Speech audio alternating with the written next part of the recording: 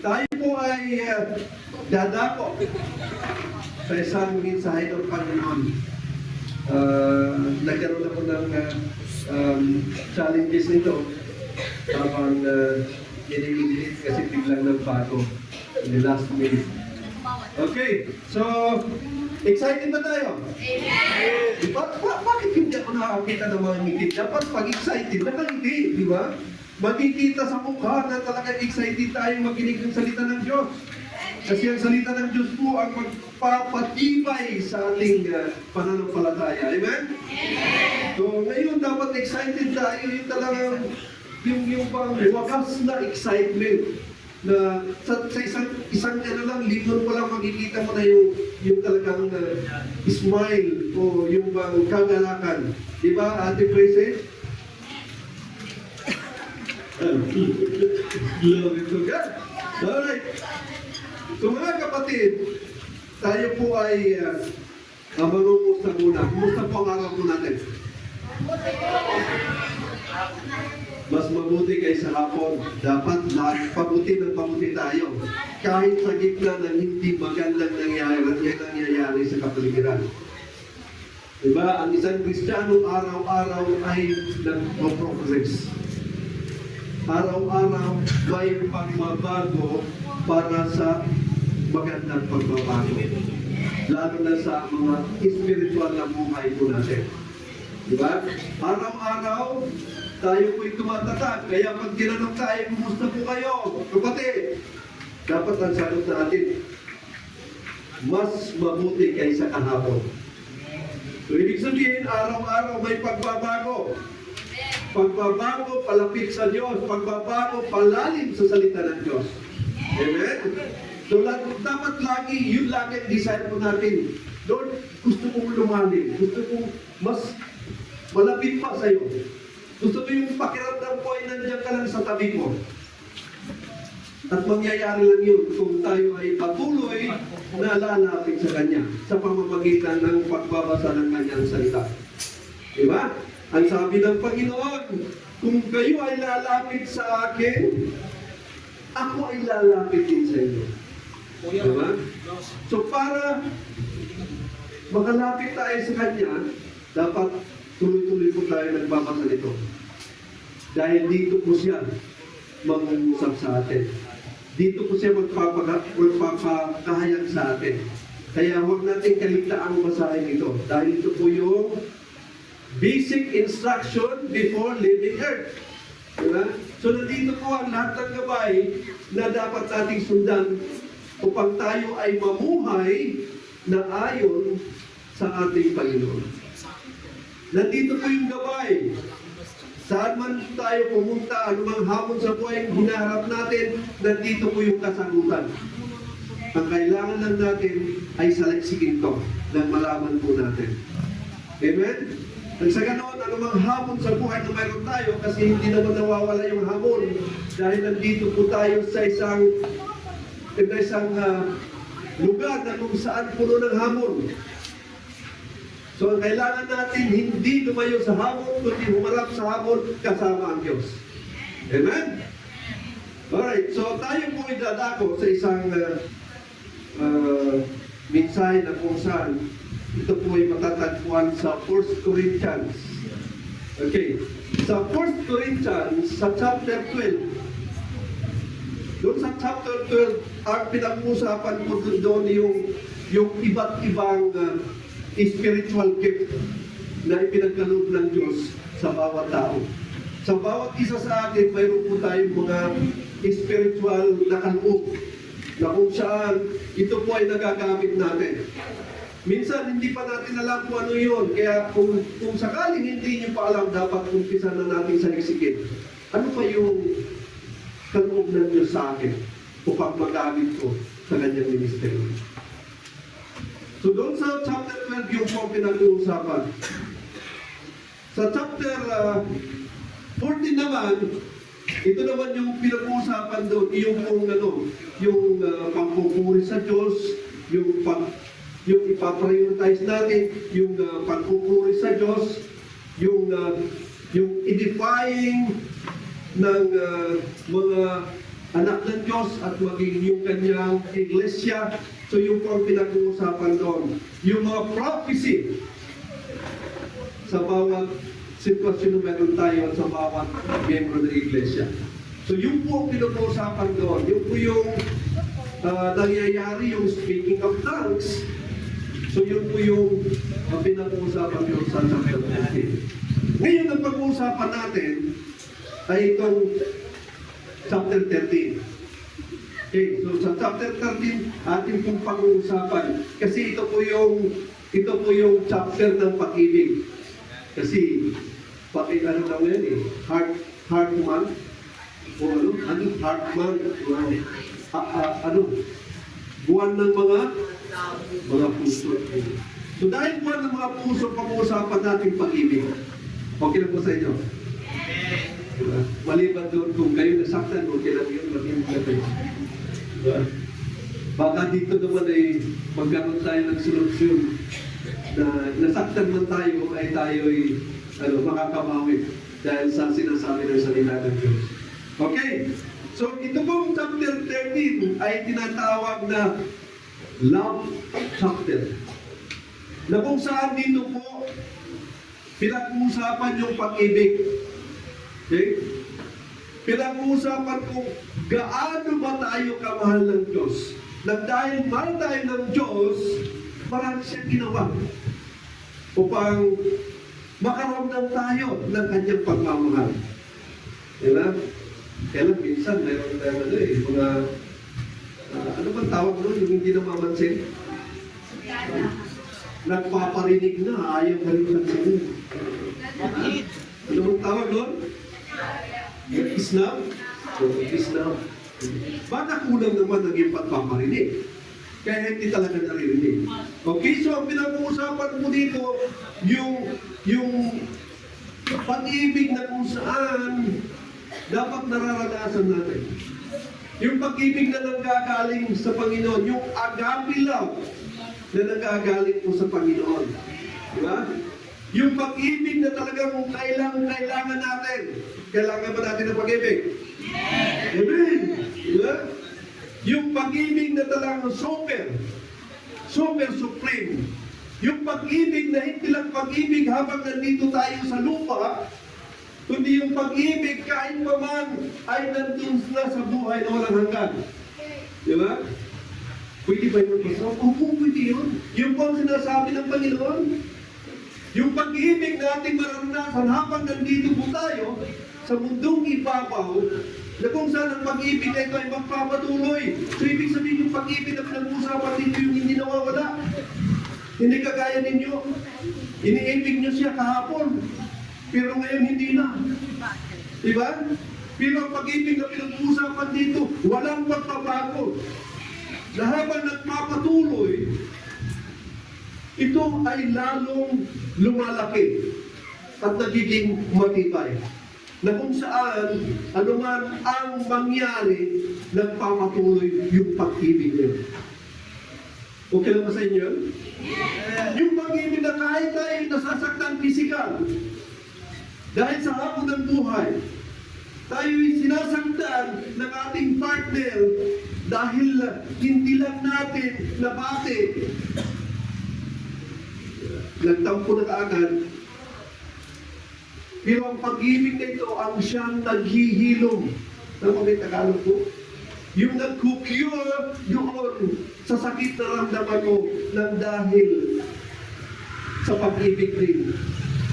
Na hindi mo inaasahan. I mean, inaasahan mo, kaya lang hindi mo nakuha yung klase ng pag-ibig na yun. Diba? Yung pag-ibig na kung saan habang tumatagal, ay lalong tumatamis, sabi ni Adil. Habang tumatamis. Totoo yun. Kasi habang tumatagal, lalong tumatamis at lalong lumalalim. Na kung saan, ano pa man balakid na mayroon, ay hindi mag-aalangan na gawin yun dahil sa kanyang pag-ibig. Naniniwala ba kayo? Ang sabi, mayroon kasi ang kasabihan na doon, narinig ko nung binata pa ako. doon po sa Bisaya, ang sabi doon, uh, ang daw, ang baha ay kayang pigilin, pero ang pag-ibig ay hindi. Hindi ko lang naayos yung anong terminology. Pero nakakatuwa po. Nakakatuwa po. Sa Bisaya kasi. Dito mo yan. Which is totoo naman yan sa buhay mo natin, ano? Kahit anong sabihin ng nanay natin, anak, bakit siya? Bakit siya ang minahal mo? Bakit hindi mo iwanan? Sinasaktan ka na kung ano nung ginagawa niya. Tapos sasabihin mo, nanay, sinasaktan ako minsan, kaya lang, pag iniwan mo siya, lalong masakit sa puso. Dahil, mahal mo siya. Diba? So, pilit natin pinagtatakpan kung ano man ang negatibong sinasabi ng magulang natin, masunod lang ang tibok ng puso natin. Yun ang pag-ibig. Diba? Yun na talagang totoong pag-ibig. O pag-ibig na kahibangan. Diba? Kasi hindi nakikinig ng payo ng magulang. Simple, ang gusto ng magulang, maging maganda ang kinabukasan ng kanyang anak. Para magkaroon ng magandang kinabukasan, sa umpisa pa lang, ay dapat mayroon ng kaibig-ibig na nakatangian ang magiging partner ng anak. E siyempre, kung nakikita ng nanay, ano ba yan? Diba? Di bakit siya naman? Marami naman dyan. Bakit siya? Tapos sasabihin, ay, siya kasi, sa kanya kasi ako kinabahan. Diba? Sa kanya kasi ako kinabahan eh. Kaya yun na. So yung pag-ibig na minsan isang linggo lang, pagkalipas ng isang linggo, wala na yung pag-ibig na yun. Pero itong pag-ibig na pag-uusapan natin sa chapter 13, ito po yung pag-ibig na walang hanggan. Pag-ibig na kung saan tayo minsan ay nagbabago. Pero yung umiibig sa atin ay hindi nagbabago. Ito yung pag-ibig na kung saan pag inumpisahan mo, pag ikaw ay nagpatuloy, hindi lang isang linggo, isang buwan, isang taon, na mararanasan mo yung pag-ibig o pagmamahal na yun. Yung pagmamahal na yun, kahit minsan na hindi mo siya minamahal, patuloy kang mamahalin, maging sino ka man. Amen? So ngayon pag-usapan po natin. Nagsaka na maging malinaw po sa atin kung ano pong mensahe ng Panginoon sa umaga ito. Inaanyayahan ko po ang lahat na tumayo at sabay-sabay po nating basahin ang ating text sa umaga ito. Sa 1 Corinthians chapter 12, verse 13. Babasahin po natin ang English. Pagkatapos ng English, babasahin din natin ang Tagalog. 3, 2, 1, go. And now abide faith, hope, love, these three, but the greatest of these is love. Ngayon, ang tatlong ito ay mananatili, ang pananampalataya, ang pag-asa, at ang pag-ibig, ngunit pinakadakila sa tatlong ito ang pag-ibig. Tayo po yung bukuan manalangin. Panginoon, muli kami po ay nagpapasalamat sa umaga nito, Diyos, na kung saan dinako mo ang aming mga pangyapak ugad dito sa sanctuary mo ugad, o Panginoon, kami ay sama-samang magpasalamat sa inyo sa ginagawa mo po sa buhay ng bawat isa. Sama-sama kami magbigay ng pasasalamat, papuri, pagsamba sa inyo, Panginoon, dahil ito nga lang ang pwede namin gawin, Lord. Ang bigyan ka ng papuri o God, sambahin po, Panginoon, ng bawat isa, Panginoon. At ang nakakatuwa, Panginoon, dahil pag sinasamba ka namin, pinupuri ka namin, sinasamahan mo kami, O Diyos. Kaya Lord, muli o God, buksan mo ang puso namin, Panginoon, sa umagang ito. Nang sa ganun, Lord, malinaw po namin matanggap, maunawaan, O Diyos, ang iyong mensahe. Ito po ang aming dalangin sa pangalan ng Panginoon Jesus. Amen. Amen. Hallelujah. Glory to God. Nakakapulo po ba? Ang mensahe o theme o title ng mensahe ay inaarap po natin dito sa 1 Corinthians 12:13. Ito po. Basahin po natin ang sabay-sabay muli. 3, 2, 1, go. Love, the greatest gift. Sa Tagalog, pag-ibig, pinakadakilang talong. So magabi, actually ngayon umaga lang eh. Kasi iba yung minimilipid ko, kaya lang itong madaling araw, nagbago. Pag-ibig din ang aking inaaral, kaya lang may binago. Ipinakita niya sa akin, napaalala ko sa akin, ang pag-ibig daw ay pinakadakilang talong. Bakit naging dakila siya? Gaya ng sinabi sa ating text. Ang sabi ko sa text natin, and now abide faith, hope, love, these three, but the greatest of this is love. Diba? Ang pinakadakila sa tatlong ito ay ang pag-ibig. Nandun na yung pananampalataya. Nandun na yung pag-asa. Kasama ang pag-ibig. Kaya lang, ang pinakadakila para sa tatlong ito ay pag-ibig. Bakit nga ba naging dakila siya? Tingnan po natin muna. Yung 1 Corinthians 13, 1-3. Ang sabi ko rito, do I speak with the tongues of men and of angels, but have not love? I have become sounding brass or a clanging cymbal. And though I have the gift of prophecy, and understand all mysteries and all knowledge, and though I have all faith, so that I can remove mountains, but have not love, I have nothing.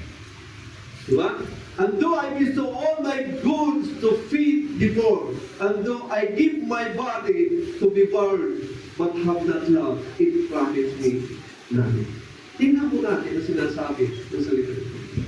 Diba? Makapagsalita man ako, sabi niya, ng mga iba't ibang wika. Ito po yung nakakapagsalita ng iba't ibang wika, yung speaking in tongues. Diba? Wala pa rin daw kabulan ito. Diba? Wala pa raw kabulahan. Ako may nagpapaprosya dahil may gift ako prophecy. Naunawaan ko yung mga mysteries. Pero ang sabi ko, baliwala yun. It's nothing. Pero ang tanong, kailangan ba dito? Kailangan ba ng iglesia? Ang mga spiritual gifts nito? Kailangan po natin. Kailangan ba ito ng Kristiyano? Yes, kailangan po natin ito. Dahil dito po tayo magagamit ng Diyos sa mas mataas na level ng paggamit sa atin. Pero, pag wala pa ng pag-ibig, hindi mo sinamahan ng pag-ibig, yung paggamit mo o paggamit natin ng gift na mayroon tayo, ay baliwala pala yun. Ang sabi nga rito, kahit ubusin pa natin, ubusin pa ninyo ang inyong kayamanan, ibigay natin sa mga nangangailangan. Pag hindi kasama ang pag-ibig o kaya walang pag-ibig, it's nothing. Kaya mga kapatid, kung nagbibigay po tayo, kahit maliit lang, okay lang yun. Basta nandun yung pagmamahal. Amen ba? Kasi pinakikita rito, kahit milyon pa ang ibigay mo, sasabihin mo, ibibigay ko ito dahil nangangailangan itong grupo ito, ibibigay ko yung milyon. Dahil mayroon siyang milyon. Kaya na po, wala doon ang puso mo sa pagbibigay, walang pag-ibig, hindi kasama ang pag-ibig doon, ay baliwala. Walang pakinabang. So dapat tayo mga Kristiyano, pag nagbibigay tayo, yun may pakinabang. Naalala niyo kanina? Parang exhortation kanina, yung nagbigay ng pila. Di ba? Naalala po natin? Yung isang widow na binigay yung kahuli-hulihan niyang pila o pera na hawak niya. Anong napansin ng Panginoon? Ang sabi ng Panginoon, yun, nakita niyo yung nagbigay ng dalawang pila na yun? Yun ang pagpapalaki ko. Yun ang totoong nagbibigay. Dahil ibinigay niya kahit huling pera niya. Pero yung mga taong nagbigay ng marami, sila nagbigay dahil marami silang sobra. Hindi nila kailangan yung kanilang binigay. Pero yung widow na yan, kailangan niya. Pero hindi niya pinagkait-bigay. Amen? Dahil siya nagbigay na talagang galing sa puso. So dapat gaano mang kalaki, kaliit ang ating bibigay, dapat kasama ang puso. Dapat yung sinabi ng Panginoon na 100, dapat 100 ibigay natin. Amen ba? Amen. Hindi yung pagbibigay. Ang sabi sa iyo, 100 lang, tapos bigay ka ng 500, 500 na ba? Pero hindi galing sa puso. Ang kalalabasan yun, ang pagbibigay natin ay walang pakinabang. Diba? Dapat sa pag nagbigay po tayo yung hindi napipilitan. Diba? Yung may kagalakan. Diba? Yung minsan magsabi tayo sa kausap natin, I love you. Yung may ngiti naman, minsan bibigay tayo ng I love you na kasi mamang naman. Diba? So ano ngayon yung totoo ba? Yung pagsabi mo ng I love you, galing ba sa puso mo yun? O kaya sinabi mo lang I love you para pakonswelo lang? Dapat yung totoo. Diba? Dapat tayo mga Kristiyano, pag kumilos, pag nagsabi, pag nagsasalita, may katotohanan. Dahil meron tayong Biblia, di ba? Dito po sa Biblia, habang nagbabasa natin, marami tayong matututo ng katotohanan. Na kung saan ang katotohanan na mayroon tayo dito, ang siyang magpapalaya sa atin. Amen? Pero ang totoo talagang magpapalaya sa atin, hindi yung salita na nandiyan dito. Yung tao mismo na katotohanan. Sino po yun? Walang iba kundi si Kristo. Dahil ang sabi ng Panginoon, I am the truth. I am the way and I am the truth. And no one comes to the Father except through me. So tayo mga Kristiyano, dapat katotohanan po tayo sa lahat ng bagay. Amen ba? Amen. Dapat pag nagsabi tayo, totoo. Diba? Pag nagsabi tayo, I love you, dapat may kasamang ihip. Amen ba? Lalo na dun sa mga partner ninyo. Alam niyo ba, kami mga malalaki, pagka nagtatawa kami, minsan pag umuwi kami, tapos may pasalubong na I love you, nawawala yung aming partner. Totoo yan. Kuya, totoo yan, di ba? Totoo yan. Simple salita lang, pero may kapangyarihan. Kaya huwag ipagkaito yan sa iyong mga mahal sa buhay. Amen ba? Magagawa mo na yan. Praise God. Amen? So kailangan may halaga, kailangan mayroong pakinabang. Dahil anuman, o kahit mayroong kang, sabihin natin, mayroong kang gift na pinagkatiwala sa iyong Panginoon. Kaya lang, hindi natin nagagamit ng tama, walang kwenta po yan. Amen? Bakit? Bakit kailangan may pag-ibig? Ginamit ko na, Pastor, ginawa ko na eh. Ito yung ano ko, ito yung gift ko. Ako'y igabilista, ginagawa ko yung evangelism. Diba? Ako'y prophet, napupupisay ako. Okay na yun, Pastor. Pero ang sabi ng salita ng Diyos, kapatid, samahan ko ng pag-ibig. Kailangan may pag-ibig. Dahil po yun ang gusto ng Panginoon. Kasi ang pag-ibig po ay superior sa spiritual gift na mayroon tayo. Nakuha niyo ba? So dapat ginagamit natin yung mag-gift ko natin na may pag-ibig. Hallelujah! Glory to God. Dahil higit ang pag-ibig kaysa sa anumang spiritual na kaloob na mayroon po tayo. Glory to God. Ang sabi na rito, kailangan daw, mayroon ba tayong gift of tongues, mayroon ba gift of prophecy, mayroon tayong gift of faith that we can move mountain. Pero wala naman ang pag-ibig doon. It's still nothing. Without love, it is nothing. Diba? Sabihin mo sa kapatid, sa katabi mo, without love, it is nothing. Without love, it profits nothing. Hallelujah. Kung titignan mo natin yung 1 Corinthians 13, 4-7, ang sabi ko dito, love suffers, love is kind, love does not envy, love does not parade itself, love is not puffed up, does not behave rudely, does not seek its own, love is not provoked, thinks no evil, love does not rejoice in iniquity, love but rejoices in the truth, bears all things, believes all things, hope all things, endure all things. Napakaganda ng sinasabi ng pag-ibig ito. Puro positive. Yung totoong nagmamahal, ito po ang nangyayari. Kaya siguraduhin po natin na ating pagmamahal ay totoo. Kasi pag hindi po totoo ang pagmamahal natin, may masasaktan. Amen ba?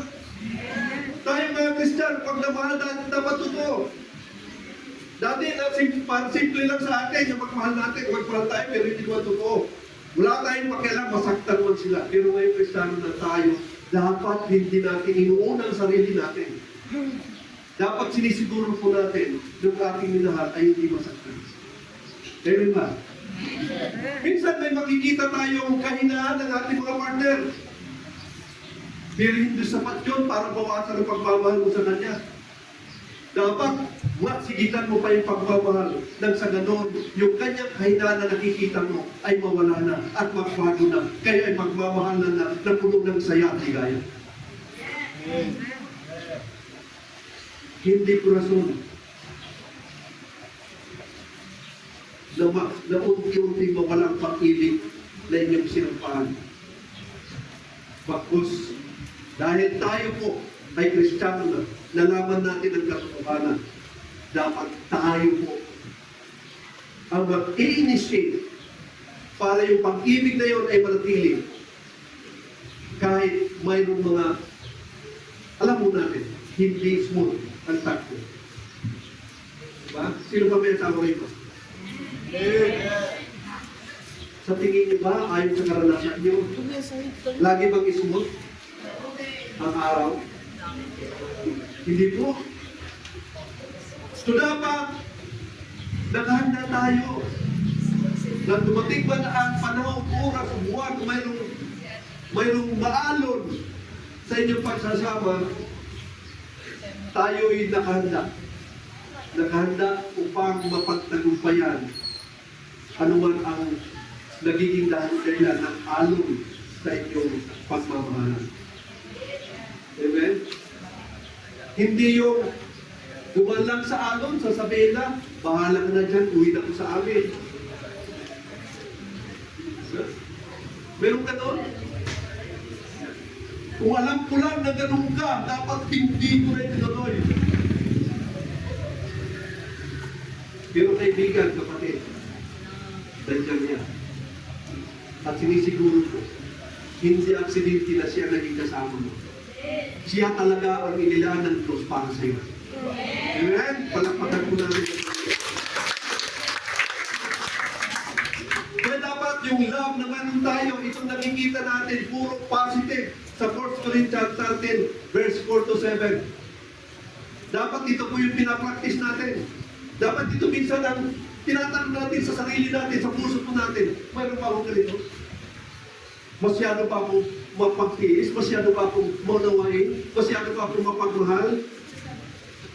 Kung hindi naman ay tumukan mo ko, Lord, kung paano pumahalin ang hindi ka mahal-mahal na tao. Mayroon ganun. Di ba? Hindi mo kaya eh. So, kailangan natin ng tulong ng Panginoon. Pag tinungo tayo ng Panginoon at sigurado magtutubig tayo ng Panginoon dahil yung pag-desire po ng puso natin, yung taong hindi ka mahal-mahal ay magiging mahal na mahal mo na. Yun ang totoo. Yun ang realidad ng buhay. Amen ba? Kaya bakit dito, tumutukoy ito ng lahat ng magagandang bertud na kung saan yun ang dapat na mayroon tayo bilang Kristiyano na nagmamahal. Hallelujah! Dahil lahat ng mga nakikita natin hindi maganda sa ating mga partner sa kapwa natin, ito'y matatakpan ng dahil sa ating mapagmahal na puso. Amen ba? Amen!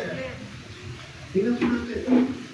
Ang pag-ibig mananatili kahit mawala ang lahat ng regalo.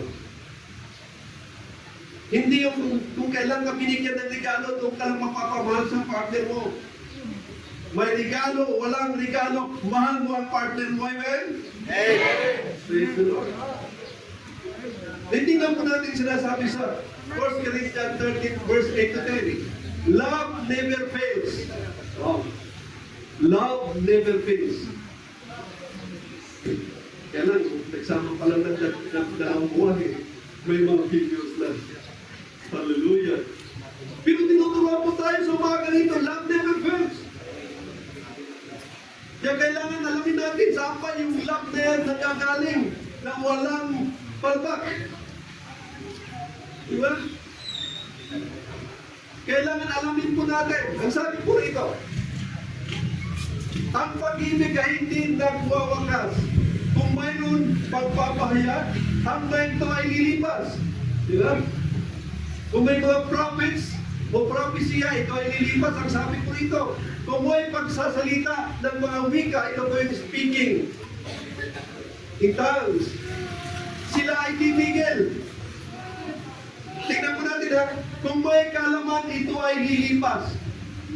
Ito ay sapagkat alam namin ang ilang bahagi at naghahayag kami ng ilang bahagi. Ngunit, kapag yaong ganap ay darating, ang ilang bahagi na yun ay lilipas. Tingnan po natin. Lahat ay lilipas. Kapatid, ikaw ay prophets, lilipas din yan. Diba? Ikaw nag-speaking in tongues, ang sabi dito, titigil din yan. Titigil yan. Mayroon kang kaalaman o mayroon kang knowledge, mawawala din yan. So ang lahat ng iyon may limitasyon. Ano ang hindi nawawala?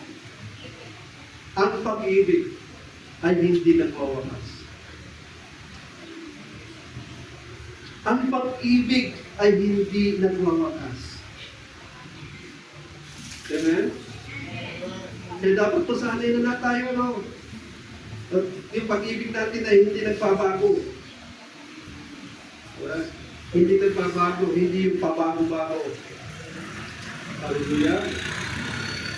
So ang pag-ibig ay hindi nagwawakas. Mamaya pag-usapan natin yan. So yung lahat ng gifts na mayroon tayo ay temporary lang. Kaya dapat ingatan po natin. Dapat maging alento tayo sa paggamit nila. Dapat sensitive tayo kung paano itong gamitin ng tama. At sinasabi nito, dapat may kasama ng pag-ibig. Tingnan po natin yung 1 Corinthians 13:11-12. Anong sabi nito? When I was a child, I spoke as a child. I understood as a child. I thought as a child, but when I became a man, I put away childish things. For now, we see in a mirror dimly, but then face to face. Now I know in part, but then I shall know, just as also I know. Tingnan po natin. Yung pinapakita dito, yung tayo mismo, yung mga tao. Diba? Nung bata pa tayo, ang isip natin, isip bata. Yun ba? Dahil isip bata tayo, ang mga sinasalita natin, salitang bata. Pero nung tayo lumaki na, hindi nga isip bata ang isip natin ay isip matanda na. At ang sinasabi natin ay mga salitang matanda. Mayroong pagbabago? Mayroon. Malaking pagbabago. So kahit naman, yung 11 to 12 na sinasabi ko, na ini-illustrate sa atin, may malaking pagbabago. So lahat ng mayroon tayo, lahat ng regalong mayroon tayo, lahat ng kaloob na mayroon tayo, may pagbabago. Pero ang walang pagbabago ay natatangis ang pagtulungan. Kaya sinasabi dito sa text natin, ano ba, magbabago ba yung faith? Magbabago ba yung hope, yung pag-asa? Tingnan mo natin kung may magbabago na. At saan siya magbabago? Eh mga kapatid, yung illustration na pinakikita sa atin dito, ito po'y pinakikita sa atin lahat ay pansamantala lamang. Kahit ang kaloob na mayroon tayo, dito sa iglesia ay pansamantala lamang. Pero ang tanong, kailangan po ba natin yun? Ang sagot, yes, kailangan po natin. Dahil po ito ay tutulong sa atin bilang isang body of Christ upang ating magawa ang nais pagawa ng Diyos sa atin. Amen? Amen. Ngayon tingnan po natin yung verse 13 at kung saan doon po tayo kumuha.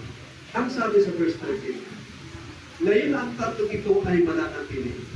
Ang pananampalataya, ang pag-asa, ang pag-ibig. Ngunit pinakadakila sa tatlong ito. Tingnan po natin. Ngayon ang tatlong ito ay mananatili. Ang tanong, hanggang saan siya mananatili? Mananatili ba siya kagaya ng pag-ibig? So yun ay dapat nating malaman. Amen? So dito po, may tatlong napakahalagang bagay na dapat nating isa puso at isa isip.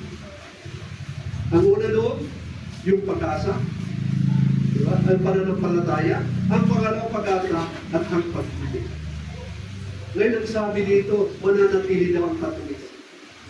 Bakit sa dulo ang sabi dito? Ang pinakadakila ay ang pag-ibig. Paano siya maging dakila? Mga kapatid, sa tatlong pinag-uusapan po natin, ito po ay kaloob galing sa Diyos. Amen ba? Lahat, tatlong ito is a gift from the Lord. Ang Diyos po ang nagbigay sa atin ito. Amen ba? Tayo ba ay meron tatlo? May hugo, parang ayaw sumagot. Tayo ba ay meron tatlong yun? Amen! Dapat meron tayo. Di ba?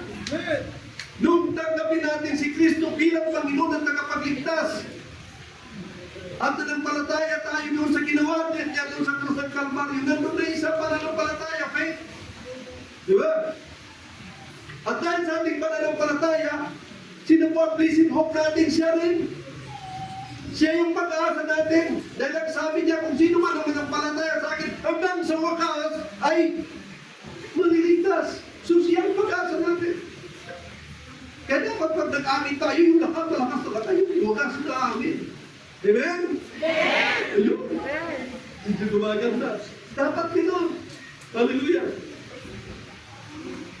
So ngayon mga Kristiyano na tayo, ano ba ang focus natin sa ating Christian life? Tayo ay magkatawid lang? O mas sigit doon sa gagawin natin? Wala? Ay pastor, okay na sa akin yung padalo-dalo na ako. Well, decision po natin yan. Diba? Pero alamin natin sa Panginoon, ano ba ang nais mong gawin ko? Focus na ba sa'yo yung dumalo na ako? O mayroon ka pang nais ipagawa sa akin na masigit pa? O ano ba talaga ang nais mo bilang Kristiyano ka? Ito po yung katanungan na ngayon lang din na makakasagot. Pero kailangan bumalik po tayo sa tatlo. Yung faith, hope, and love. Okay? This is the gift that we receive from God. Na kung saan kailangan may priorities po natin yung priority. Yung tinatawag na priorities, the priority. Ibig sabihin, lahat ng bagay na nakapaligid sa atin na dapat natin gawan ay priority. Bakit naging priority ngayon? Dahil nasa huling araw na tayo. So redeem the time. Dapat magpursige na tayo. Kaya lang, maraming priority. May dapat po tayong unahin. So yun ang sinasabi, prioritize the priority. Amen? So dahil ang tatlong ito ay napakalaga, na kung saan sinasabi mo ito sa New Testament. Ito nga, ang sinasabi mo sa New Testament, sa 1 Thessalonians chapter 1 verse 3, inaalala namin walang patid sa harapan ng ating Diyos, Ama, ang iyong gawa na bunga ng pananampalataya, ang inyong pagpapagal na may pag-ibig at pagtitiis na may pag-asa sa ating Panginoong Jesucristo. Hallelujah! Sa ating pong paggawa, nag-i-expect po tayo ng bunga. O sa ating pagkilos, umaasa ba tayo na may magiging magandang resulta? Sa bawat paggawa natin sa Panginoon, umaasa ba tayo na may ito magandang resulta? At hindi lang magandang resulta, kundi magkakaroon ka ng biyaya na matatanggap dahil sa ginawa mo. Ang sabi ng Panginoon, hindi mababaliwala yung ating pagpapagal sa Kanya. Amen ba? So huwag po natin, huwag po tayong makalangan. Gawin natin na may pananampalataya. Magpagal po tayo na may pag-ibig. Diba? At magtitiis na may pag-asa sa ating Panginoon Jesucristo. Hindi masama yung umasa tayo. Dahil ang Diyos nating inaasahan ay tapat. Na kung ano man ang inaasahan natin, ay ipagkakalong niya sa atin. Not in our time, but in His time. Amen? So kailangan natin ng pag-ibig. May konting pagtitiis. Hindi naman madali lahat, di ba? Amen ba? Kailangan natin magsikap din. May pagtitiis. Hello? Amen ba? Tingnan po natin yung kasunod na verse. 1 Thessalonians 5:8. Ngunit dahil tayo ay sa araw, dapat ay may maayos tayong pag-isip. Ating isuot ang baluting pangdibdib ng pananampalataya at pag-ibig at bilang helmet ang pag-asa ng kaligtasan. Dahil na ang araw natin ngayon ay limitado na. Ang araw natin ay dapat i-redeem na natin. Pagsikapan natin, ayusin na natin. Kung saan pa mag-double time na po tayo. Mag-double time na po tayo. Para tayo ay magtagumpay. Dapat mayroon na tayong suot-suot na kasunod na kung saan ito'y magbibigay ng protection sa atin. Na kahit tayo nahihirapan, dahil nandun pananampalataya natin, dahil nandun ang pag-ibig natin, dahil nandun ang pag-asa natin, tayo may nahihirapan, nagpapatuloy po tayo dahil sa ating pag-asa sa Diyos. Amen ba? Kaya magpatuloy tayo mga kapatid. May hamon sa buhay mo natin. Maaaring ang hamon po natin, problema sa pamilya. O kalapang oo. May hamon po tayo sa pinansyal. May hamon po tayo sa kalusugan. Sino kapatid? God is encouraging us to go on. Kailangan maging buo ang ating pananampalataya na kasama ang pag-asa. Na yung ating inaasahan, yung ating ninanais ay makakamtan natin kung magiging bulang ang ating pananampalataya. Tandaan po natin, ang kapangyarihan ng Diyos makakakilos sa atin sa pamamagitan ng ating pananampalataya. Amen? Kailangan na natin ng miracle? Yes. Panampalataya na natin na ang Diyos po natin ay ang miraculous God. Limitless, wala siyang limit. He can do all things dahil sa ating pananampalataya. Kung babalikan po natin yung mga may sakit doon, bakit sila gumaling? Paano sila gumaling? Yung 12 taon na dinudugo, bakit siya gumaling? Dahil sa pananampalataya. Ang sabi niya, mahawakan ko lang ang laylayan ng kanyang damit, gagalingan ko. So it's a declaration ng kanyang pananampalataya. At nangyari ngayon, nahawakan niya yung laylayan ng damit ng Panginoon Hesus. Na kung saan na mahawakan niya, naramdaman ng Panginoon Hesus dahil may lumapas na kapangyarihan galing sa kanya. At ang sabi niya, who touched me? Sino po ang humipo sa akin? Nang sabi naman ng mga disipulo, paano natin malalaman? Karami ng tao dito. Diba? Pero dahil sa kanyang pananampalataya na kung saan bawal siyang maglakad papunta roon at hindi siya makalapit dahil sa dami ng tao, anong ginawa ng babae yun? Dahil sa kanyang pananampalataya siya gumapang paunti-unti hanggang nakarating siya sa Panginoon. That is faith. Because of her faith, ang sabi nga, dahil sa iyong pananampalataya, ikaw ay gumaling. Hallelujah. Yung walang hindi makakita, si Bartimeo, naririnig na parating ang Panginoon Hesus. Dahil hindi niya lang kung nasaan ang distansya ng ginawa niya. Nagsisigaw. Anong sigaw niya? Anong sigaw niya?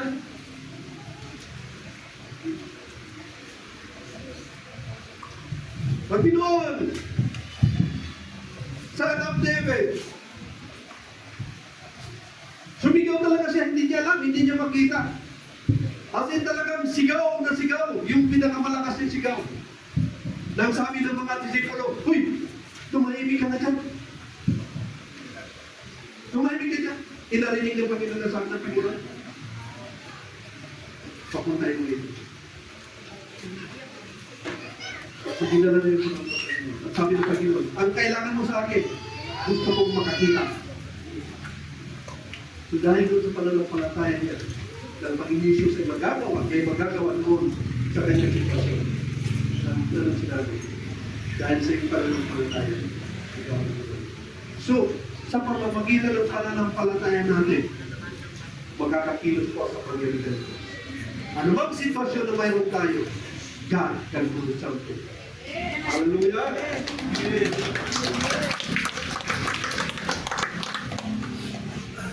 Galatians 5:5-6 ang sabi ko rito.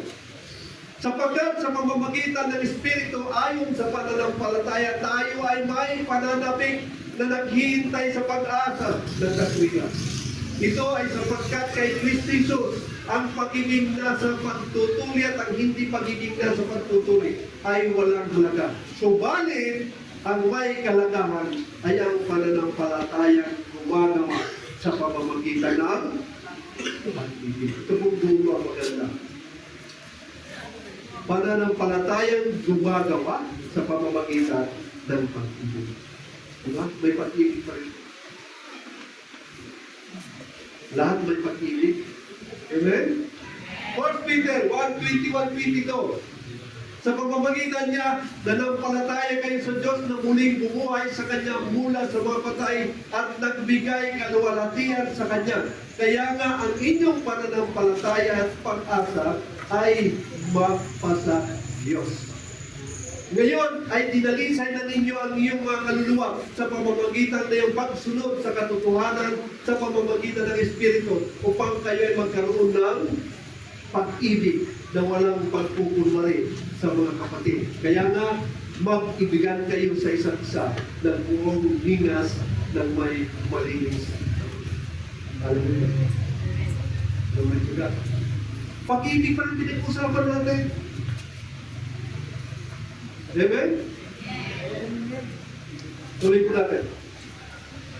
Colossus 1:4-5. Nagpapasalamat kami sa Diyos sapagkat nabalitaan namin ang iyong pananampalataya kay Kristo Jesus at ang patungkol sa pag-ibig ninyo sa lahat ng mga banal. Ang pananampalataya at pag-ibig na ito ay dahil sa pag-asang nakalaan para sa inyo sa kalangitan na una ninyong narinig sa salita ng katotohanan at pag-ibig. May narinig ba tayo? Amen ba? Ito po yung nagbibigay sa atin ng pag-asa. Amen! Amen. Kaya mga kapatid, kaya na sinasabi po doon sa ating text, na main text, na ang pinakadakila ay ang pag-ibig. Mayroon tayong pag-asa, mayroon tayong pananampalataya. Lahat yun nagpapatuloy. Ngunit ang pinakadakila ay ang pag-ibig. Hallelujah. Glory to God. Tuloy po natin para mapunta na tayo sa conclusion. 2 Timothy 1:12-13. Diretso na tayo sa 12. Dahil dito, nagtitis ako sa mga bagay na ito, ngunit hindi ako nahiya. Ang dahilan nito ay kilala ko ang aking sinasampalatayanan at natitiyak kung kaya niyang ingatan ang inilagak ko sa kanya hanggang sa araw na iyon. Pananatilihin mong maging huwaran ng pagkakatiwala ang salita ng iyong narinig mula sa akin. Panatilihin mo ito sa pananampalataya sa pag-ibig na kay Kristo Jesus. Mga kapatid, malapit na tayo. The greatest of this ay ang pag-ibig. Amen? Bakit naging greatest ang pag-ibig? Dahil ang pag-ibig na pinag-uusapan natin, ito ay magpapatuloy.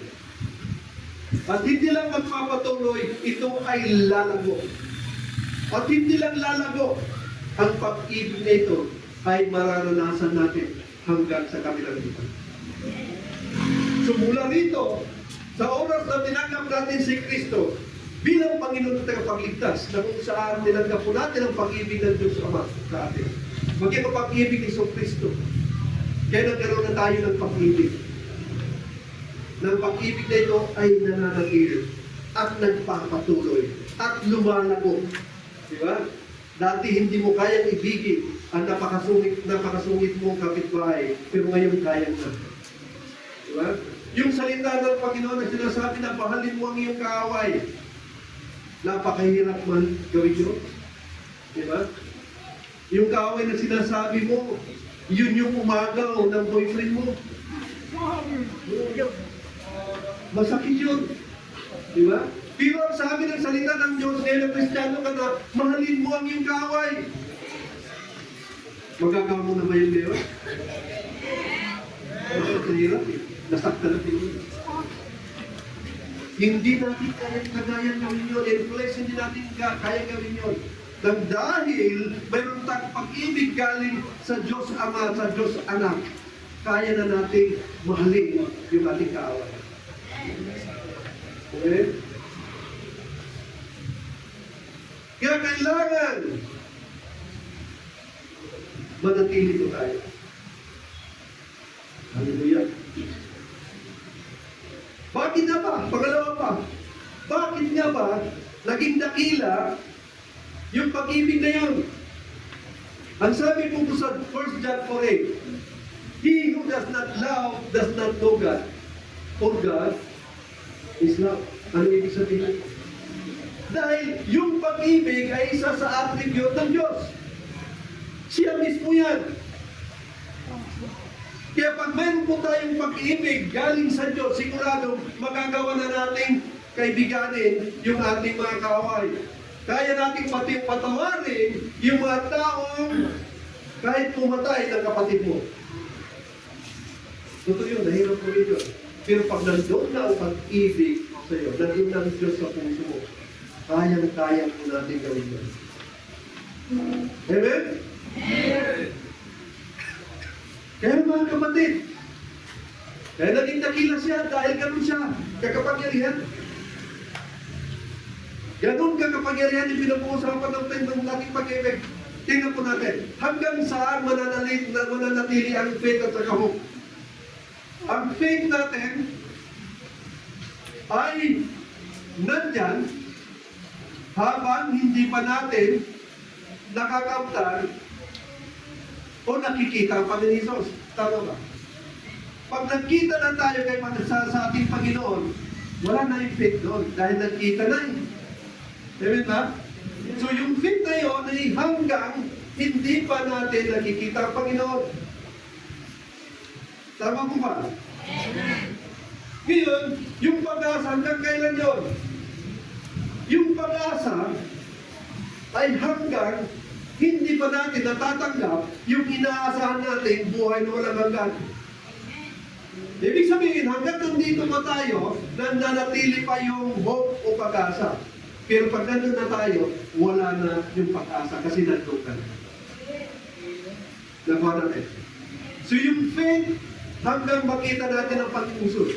Yung hope, hanggang nakuha o hindi natin pa nakukuha yung pag-asa natin na buhay na walang hanggan.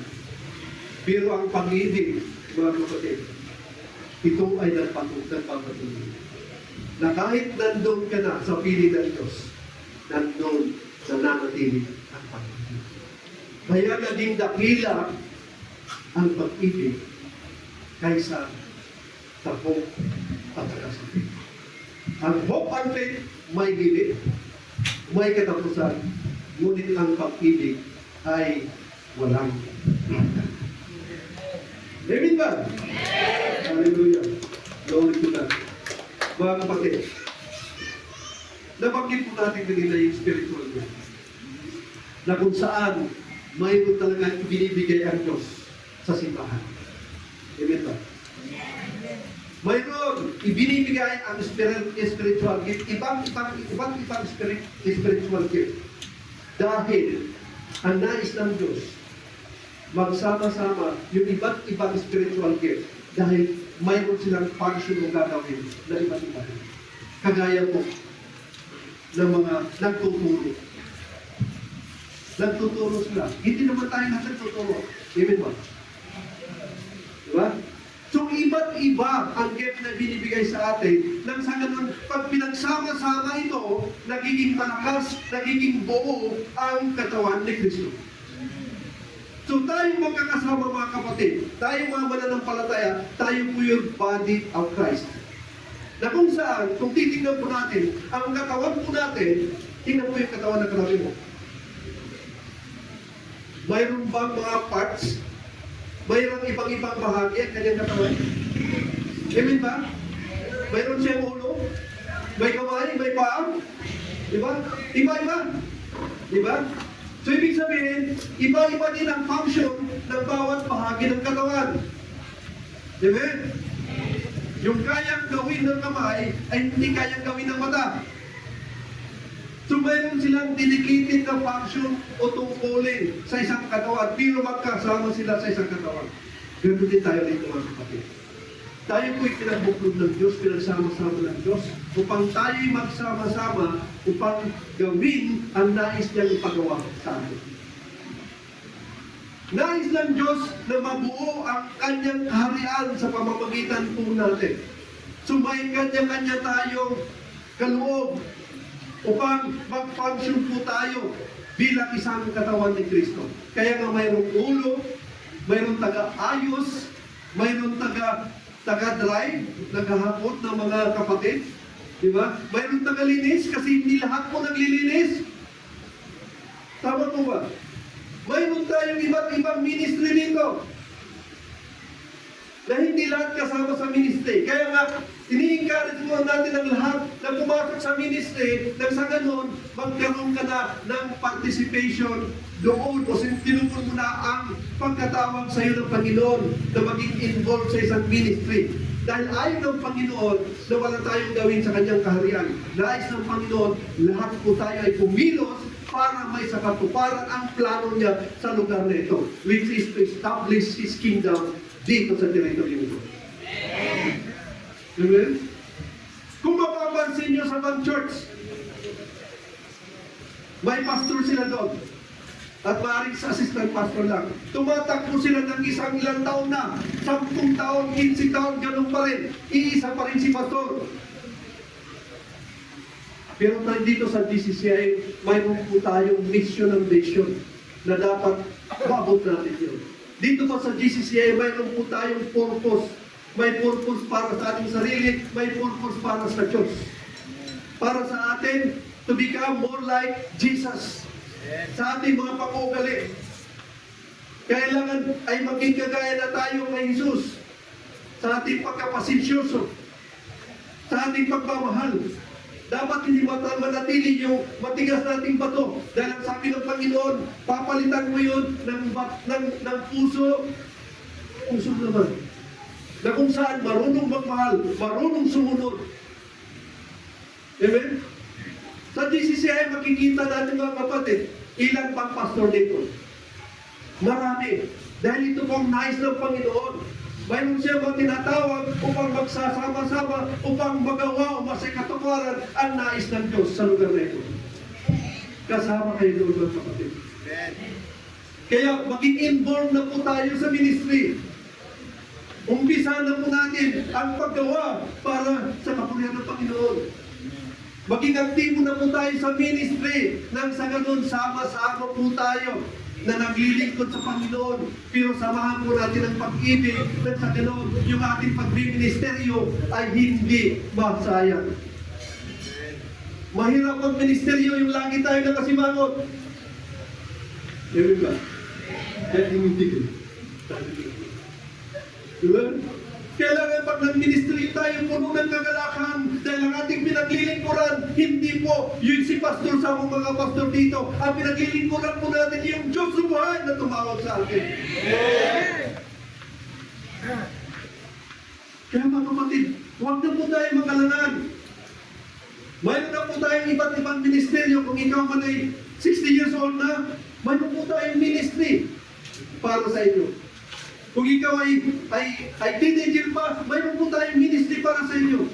Lahat po ng level ng membro ng pamilya ito, mayroon po ministry na pwede niyong pasukin. Maging active na po tayo para kapatid.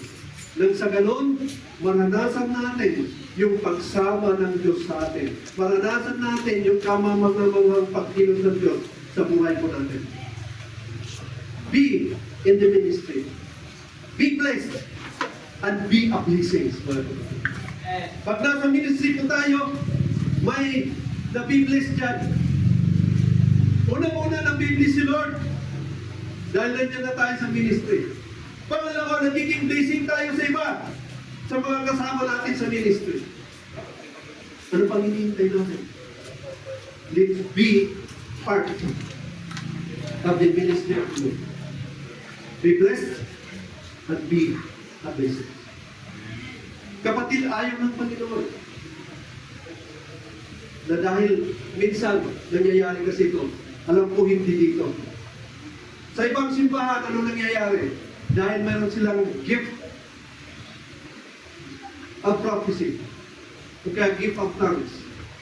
Minsan, umiiwas na, uy, ito ang akin. Ito po yung mayroon ako.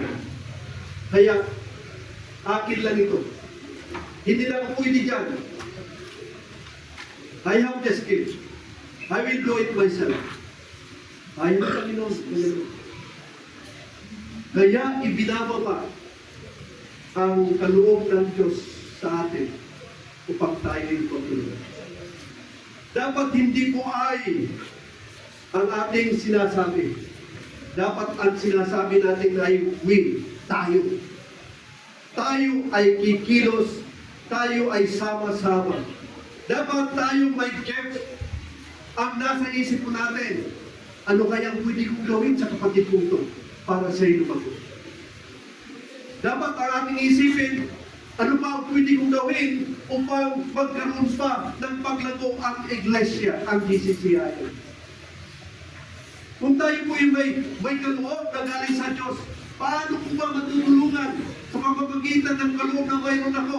Ang worship team, ang housekeeping team, ang transport ministry, ang singles, ang couples, ang lahat ng ministeryo na mayroon.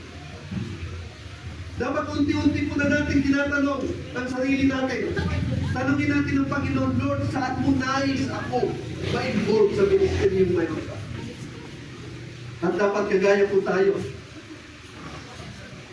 nila. Diba? Anong sabi niya? Lord, here I am. Use me for your glory. Amen ba? Pagpagan po natin ang Panginoon.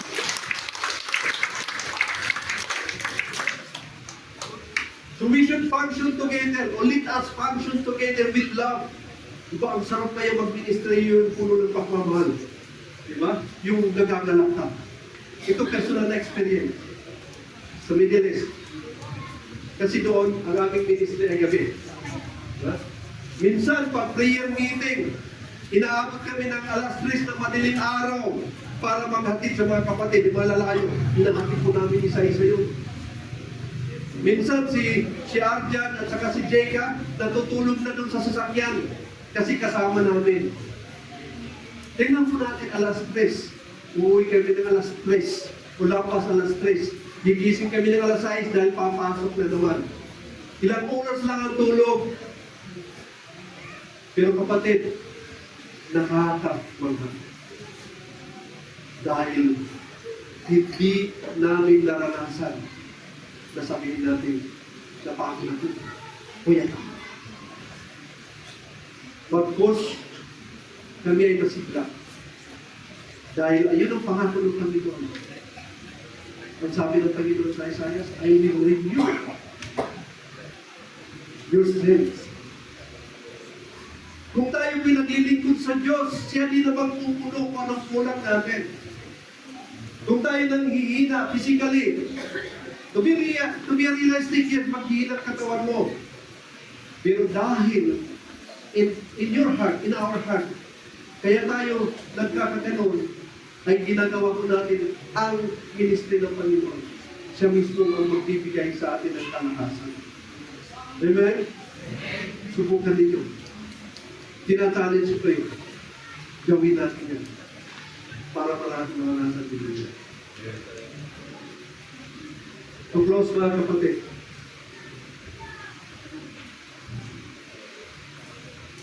Let us work together. Yun po ang mensahe ng Panginoon. Let us help others na kailangan nila ng tulong. Lalo na yung mahina pa. Nang sa loob sila ay lumakas. Dapat tayong mga malalakas, kinukonsider po natin yung ating mga kasama. Sa halip na sabihin natin na, ay, ayoko na dyan, malakas na ako, hindi ko na gagawin dyan. Dapat nandun yung paglapit ko, kapatid, sasamahan kita.